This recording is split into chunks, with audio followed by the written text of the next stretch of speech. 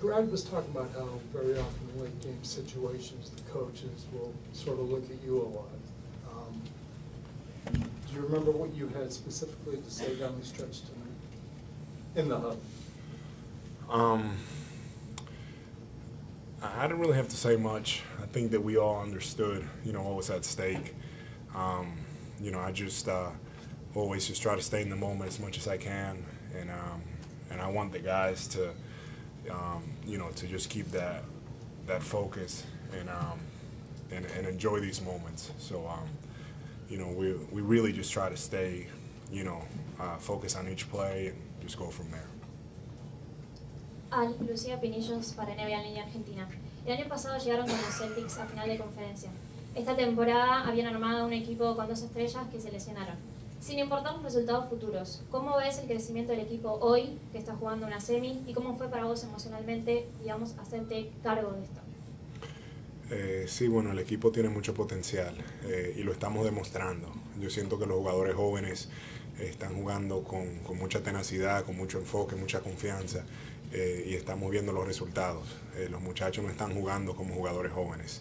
El entrenador ha hecho un tremendo trabajo simplificando la ofensiva, haciendo algo más fácil para todos y yo como uno de los líderes del equipo trato de ser ejemplo para ellos dentro y fuera de la cancha y estamos jugando muy buen baloncesto, llevamos muy buen ritmo.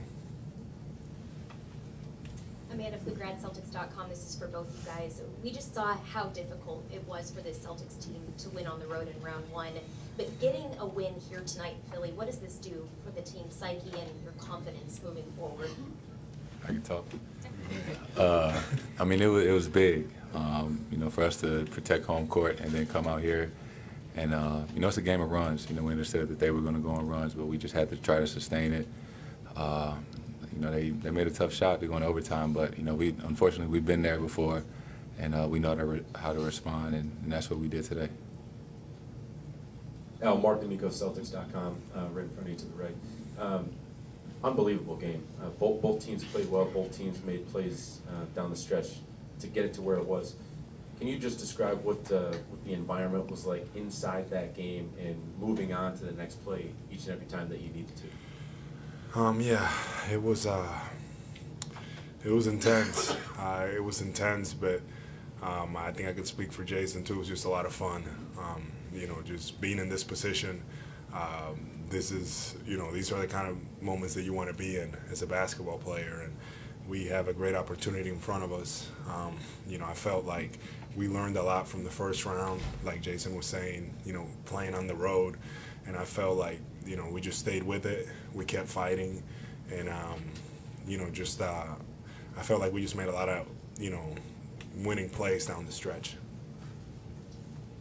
Jason, back here, Michael Longo, Associated Press, 24 points tonight, and you haven't shot away from these moments at all throughout the series and the game tonight. Just talk about for yourself being able to step up and just take over when you have to and just make the point when you have to. Just trying to be consistent as possible, in the playoffs. And, we're a unique team. Every night we're going to have different guys leading us in scoring.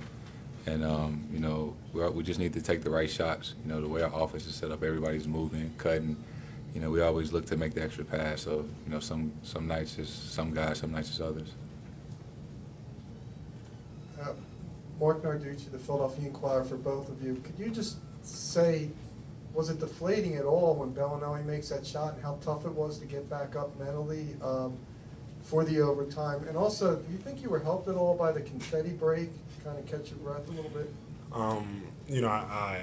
That was a tough shot, but our group, we were talking about this in the locker room. We've been in this position, it seems like a lot, where that happens, and then the other team comes and hits a shot or makes a great play like that. So we just moved on. We didn't want to dwell on that, and honestly, I wanted to start quicker.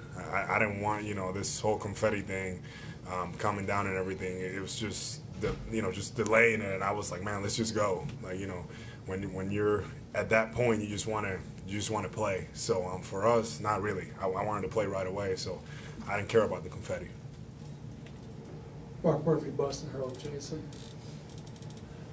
you missed those 3 straight free throws, but then you just seemed to get right back into it. Was there any memory of that? Were you just able to shut that up? I mean, you never want to miss free throws, especially that late in the game. But it was a lot of game left, so I knew I couldn't, put my head down. We had to get back, get a stop, come back and score. So I just look forward to the next play, making up for it. Final couple questions, please. Jason Idmark, Philly.com. It was mentioned earlier that Brad had said that when times get tight, the players look to Al, and so do the coaches. One, what is your take that he made the game-winning shot? And two, how physical it must have been in there with Embiid and all the craziness that went on during the game? Oh, yeah. Al's, he's our leader. He's been in the playoffs every year, so he's been in every situation possible. And, he's always, making sure we're in the right situations. And, we know we can look towards him to make the right play at the end of the game. And, he was down there battling on defense because it's tough down there. But, he was tougher. Another question, John, please. Al, John Schumann, NBA.com. What's it like when you're in the middle of an offensive possession and the coach calls a timeout? And there was one where you got the ball in the post against Ilyasova and you got called a timeout. Is that frustrating, or is it you just have such confidence in what's going to be called coming out of that timeout? I mean, this is my second year with Coach Stevens, and I learned to just trust his instincts and judgment.